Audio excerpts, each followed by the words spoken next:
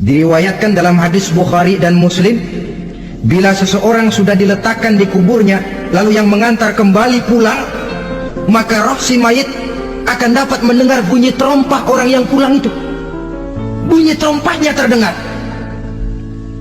Datang dua malaikat menanyakan dia dengan pertanyaan-pertanyaan yang kalau bisa dijawab dengan betul,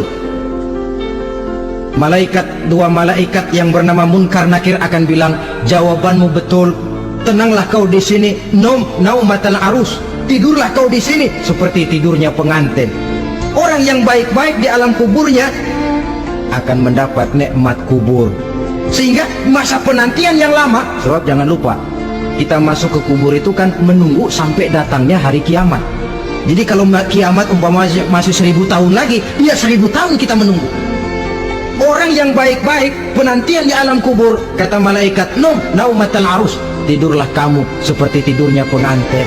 Tapi orang kafir, orang yang dosanya bertumpuk, tidak sanggup menjawab pertanyaan dua orang malaikat, maka dia akan mendapat azab di alam kuburnya terus menerus siang dan malam sampai datangnya hari kiamat. Saudara hadirin, maka alam kubur bisa merupakan raudhatun min riyadil jannah, taman di antara taman-taman sorga, pun juga bisa merupakan hufratun min hufarin niran, menjadi liang daripada neraka. Ada lagi riwayat yang dari Imam Muslim yang diperoleh dari Zaid bin Sabit.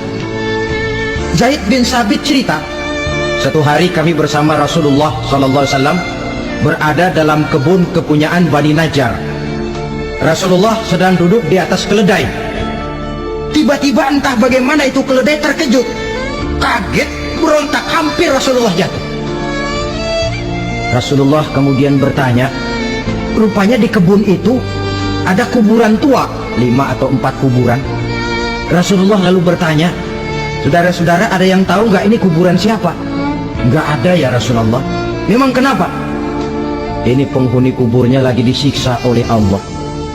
Andai kata boleh saya mohon kepada Allah supaya kamu dengar seperti yang saya dengar, andai kata saja kamu kuat mendengarnya, saya pasti akan berdoa. Tapi sayang, saya yakin kamu pasti tidak akan kuat mendengar mereka mendapat azab di kuburnya. Hadis sahih riwayat Imam Muslim dari Zaid bin Sabit. Kehidupan di alam barzakh. Pak, iya kalau yang matinya dikuburin. Lah kalau yang matinya diceburin ke laut, dibakar, di medan perang hilang gak ketahuan kemana jenazahnya. Saudara, hilang kek, dikubur kek, di dalam lautan direndam kek, itu kan cuma logika kita. Menurut Allah tidak ada perbedaan orang mati dikubur di dasar lautan, atau dibakar sampai jadi abu, atau kubur di medan perang tidak ketemu jenazahnya. Entah mereka tetap masuk ke alam barzakh namanya. Jasad boleh hancur, tapi roh sebagai sumber kehidupan, pusat kesadaran dan pengertian, dia tetap ada, mengalami kebahagiaan dan kegembiraan, atau mengalami kepedihan dan penderitaan, bergantung kepada amalan yang kita lakukan dalam kehidupan di dunia ini. Maka dalam Yasin tadi kan jelas, qul yuhyiha alladhi ansha'aha awwala marrah, yang menghidupkan mereka yang dikubur di dasar lautan, mereka yang dibakar sampai jadi abu, yang akan menghidupkan ialah Allah yang menciptakan mereka dulu pertama kalinya. Jadi kalau sudah ada aslinya, ya tentu tidak perlu contoh lagi, akan sangat mudah membuatnya.